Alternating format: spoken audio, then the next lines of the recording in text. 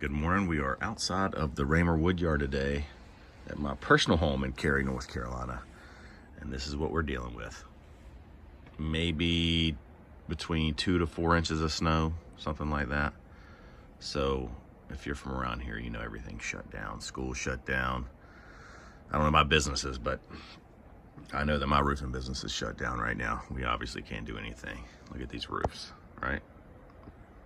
We'll probably get some calls for ice dams, things like that, when it starts to melt. So I've actually had a lot of indoor fires over the past couple of days since we've had snow. And just looking at my wood before I burn it, checking the moisture on some of it, just because y'all know I'm a little OCD about the firewood. So I'm gonna show you what I've been doing and what I've been seeing with my firewood. All right, there's my ash bin right there, y'all. Holding my tripod. A lot of ash. Lots of ash. And it's just continuing to get more and more. Since we've got 2 to 4 inches of snow over here. I'm burning through a lot of wood. Here's my little indoor. These are tiny, little teeny tiny pieces of wood. But y'all can't guess what kind of wood that is. These are like between 8 inches and 10-inch pieces of wood here. And I just cut these because my brother used to have a Solo Stove Ranger, which is the smallest, well, not the smallest, the next to smallest Solo Stove outdoor fire pit. And so these are just a lot easier to put in there for that Solo Stove Ranger. And so when he got rid of that and got the bigger Yukon, I had all this. This was stored in my lean-to. Look how pretty that wood is. That wood is elm. And it is super dry and ready to burn. And so it's been great to burn that in my fireplace. Now this wood I had outdoors. This was stored or stacked in November of 2023. All right, you see that dark kind of algae on it, on the ends especially. Tiny splits. Tiny splits. Okay. I got a little bigger splits in there, but they're kind of hard to find. Next to the lean-to stored wood. See how much prettier that wood is right there. Tell the difference. All right. And what I'm gonna be doing is putting some of my ash here, not all of it. I left some in my fireplace indoors just because I like to have a nice little ash bed there underneath my firewood. Oof. There we go. Got ash in there. It's mostly oak ash, some maple, but mostly oak.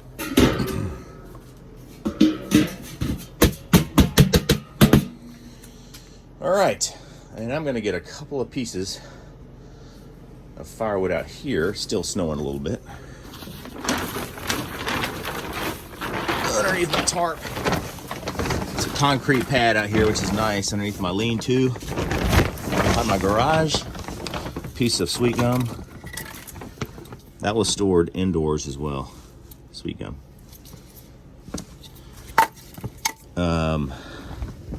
Look at this piece of oak right here. I'll show you the difference.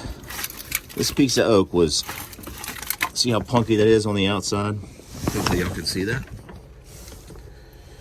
All right, that last little ½ inch or so on the outside where the sapwood is punky right there.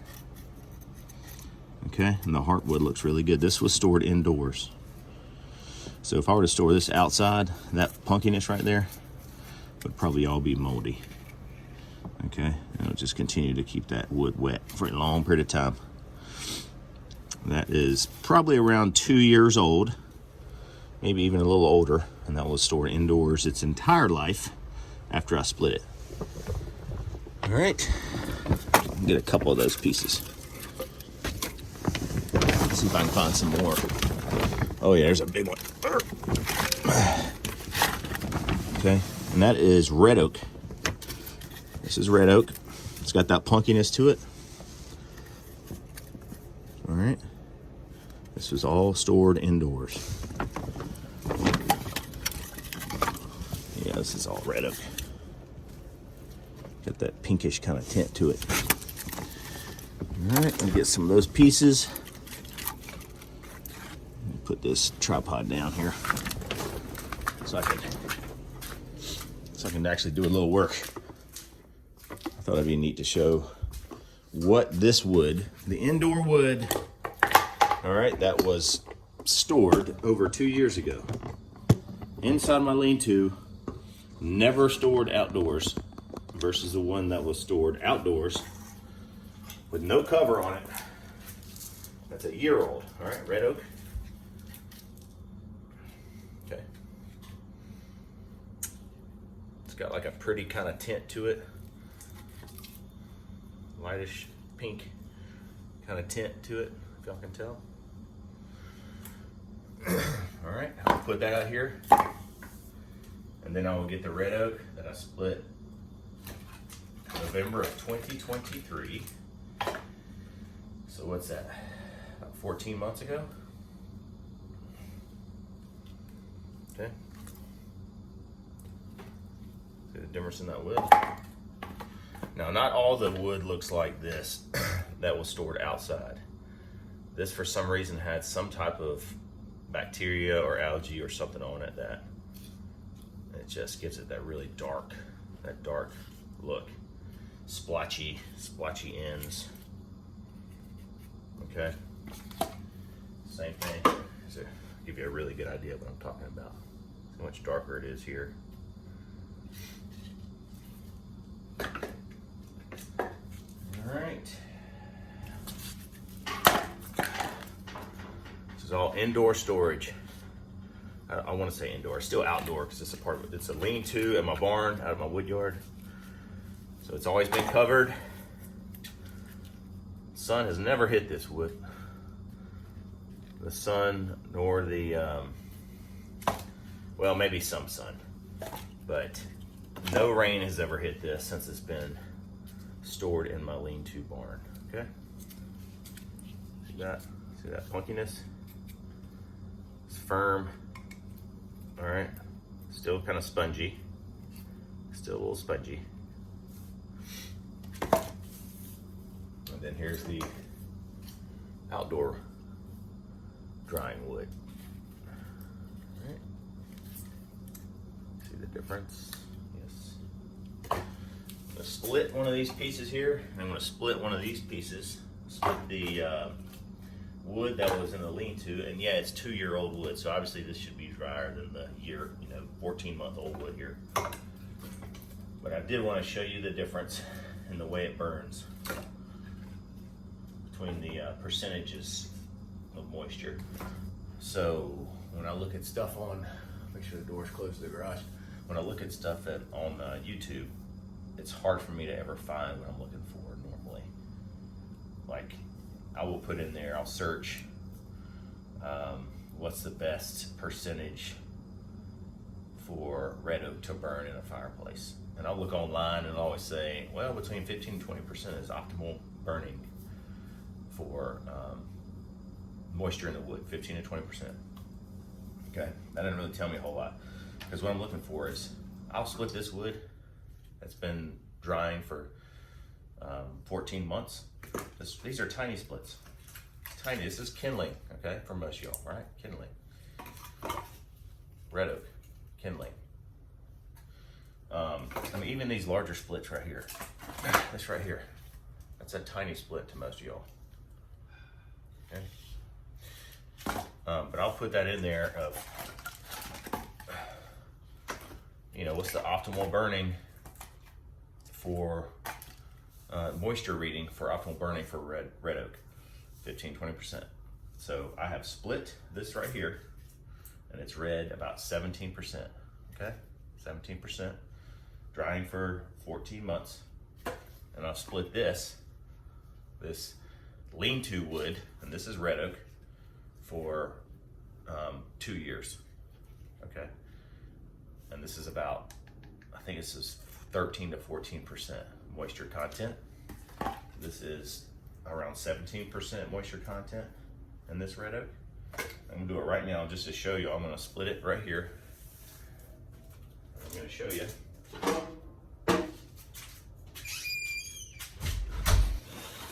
All right, I'm gonna make some kindling.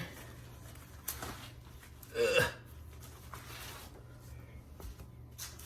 sure I got everything I need here. I have some softer wood. I mean, this is pretty soft wood here too. Maybe I'll just make some kindling out of this. Elm. This is hard to split though, especially once it gets dry. As y'all know, probably, it is hard to split. I could probably make it out of this.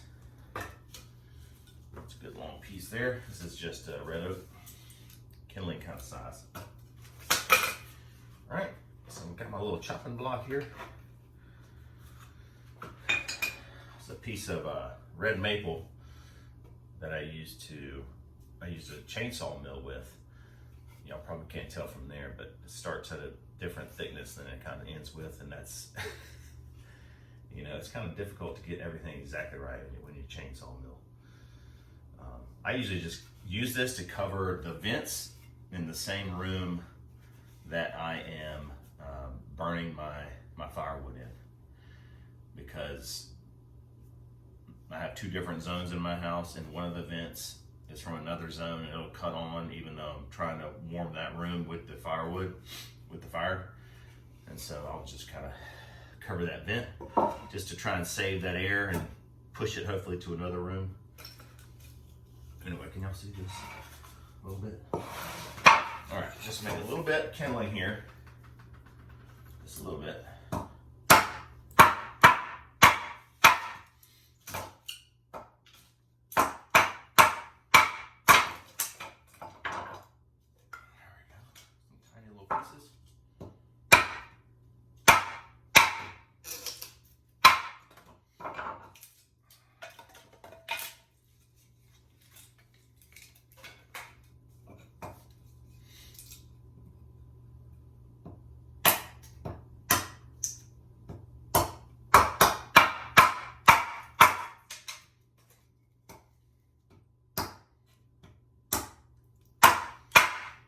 Hatches is not super sharp here. Not super sharp.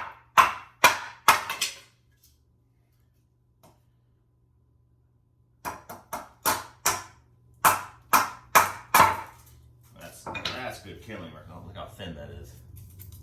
That's a great piece of kindling. This piece right here is actually a little too big for kindling. It'll take a little while to light. You want something super thin.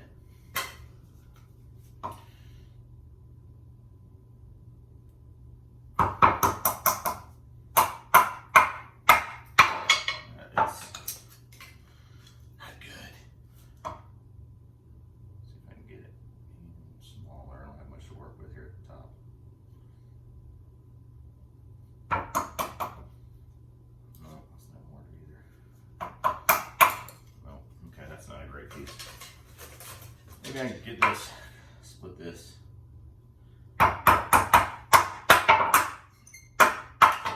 Nope. Nope. Alright, that's about as good as I'm going to get with that. Let's try some, that's a decent piece. Elm. Small, maybe a 10-inch long piece of elm. Alright.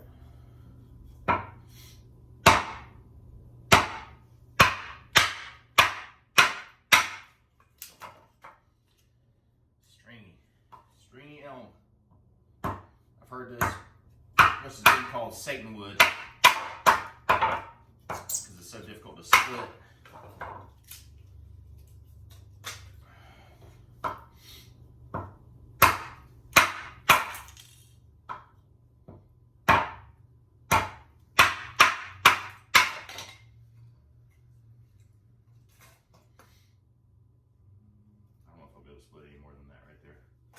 Okay, so I have some kindling here. This is not super thin kindling, okay?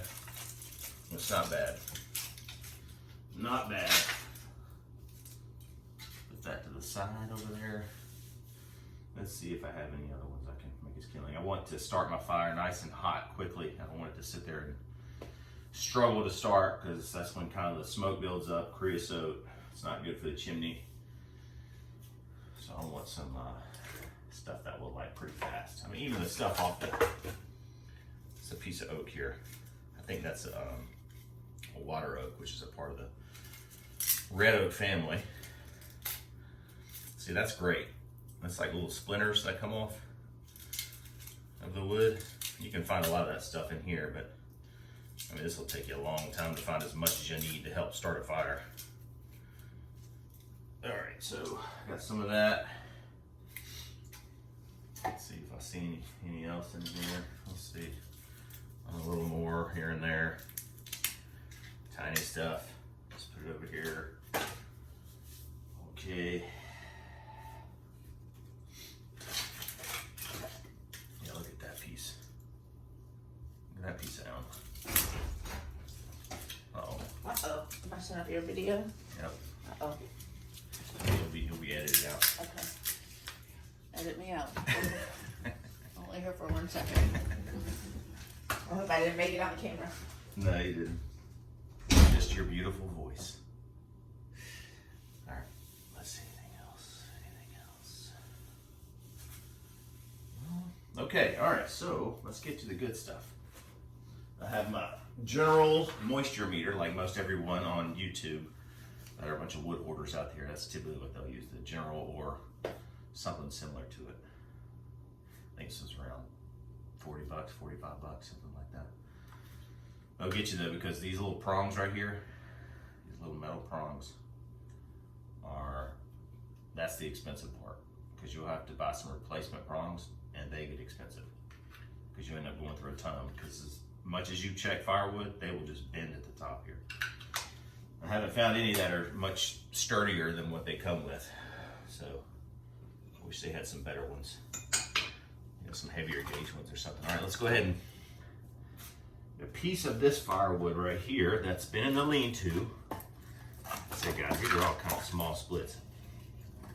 All right, let's do one of these first. Small split, piece of red oak. All right, most of that is the bark. I don't wanna...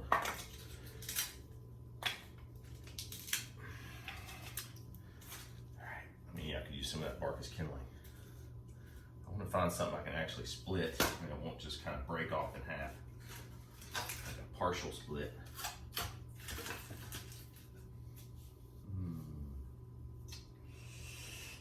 Alright, let's go ahead and do this one. It's about the biggest one I could find. Okay? This wood right here is not pretty like this red oak. Look at this. Look at the difference.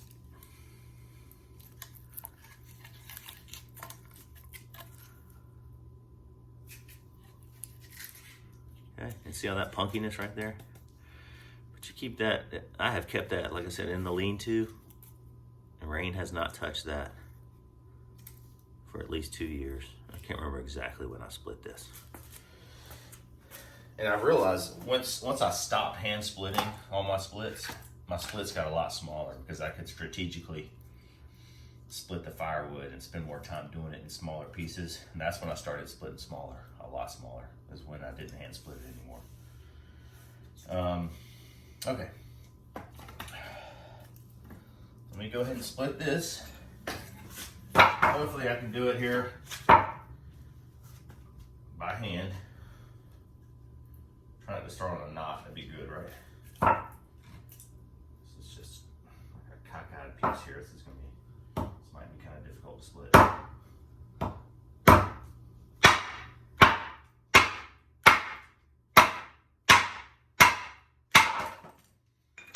I kind of broke off a little bit. So I didn't want that to happen, but at least you can kind of get an idea of where I split it. Okay. Split it here, right there, down the middle for the most part. So I'm going to check the moisture in here. All right. see what that says. And you can tell it's hopefully, well, maybe you won't be able to tell, but it's dry. There's no really dark. You can see any water or anything like that on the inside of this red oak. Typically you'll see like a darker shade right here in the middle if it's wet. Okay, see it says wood. Yes, all right, we'll stick it in there. All right, 17% on the ends, 17.2, 17.3.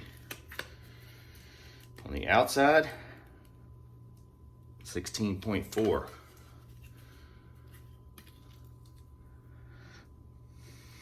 Okay. On this end, 14.2. All right, I'll give you an idea of that red oak right there. Small split, 14 months. Completely outdoors, never covered, okay? Let's do this fella. I'm gonna split this guy. In the lean-to, rain's never hit it. Once I split it. And it was punky, as you can tell on the outside.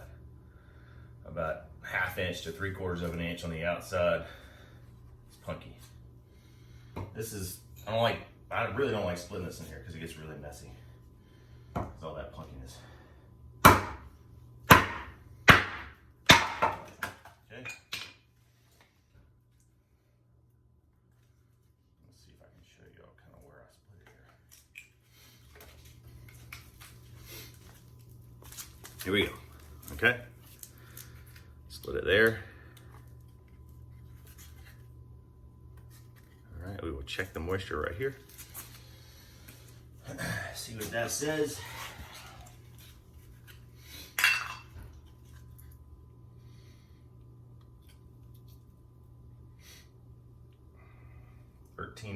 .4%.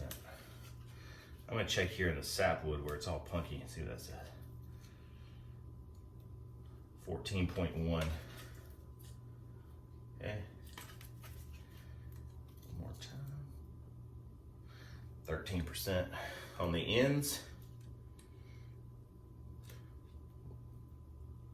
12.5. And on the outside through the bark, what is it? 13.3, so it's uniformly about the same all the way around. Okay, so that gives you an idea.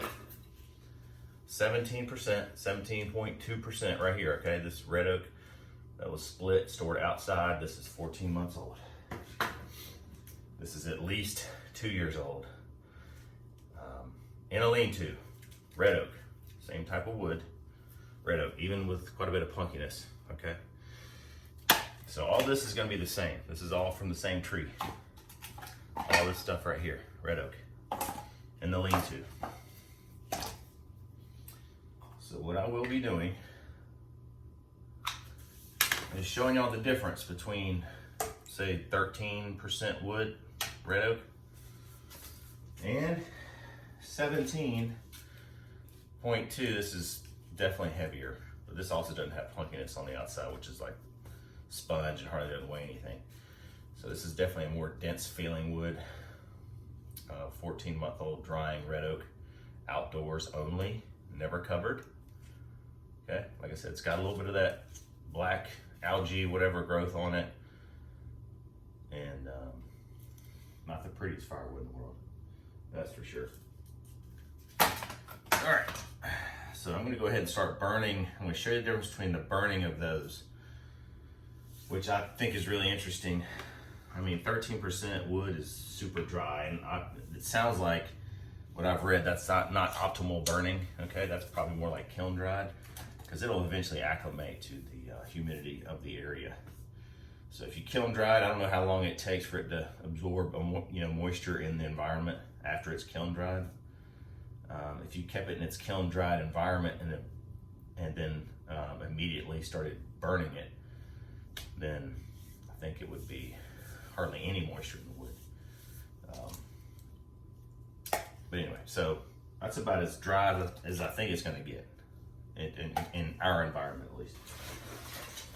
This firewood carrying bag right here has been phenomenal. I have put probably at least 2 bundles worth of firewood that I sell in this one firewood carrier bag. This is amazing right here. This stuff is, it's like it's riveted in there. It's got rivets here for the handles. This is like a canvas material, and I've never had any problems with this. Let's see if it has the brand somewhere on here. I don't know if it does. Nowhere. That's not a good thing, guys. If you're really if you really care about what you make, you should probably put your name on it somewhere.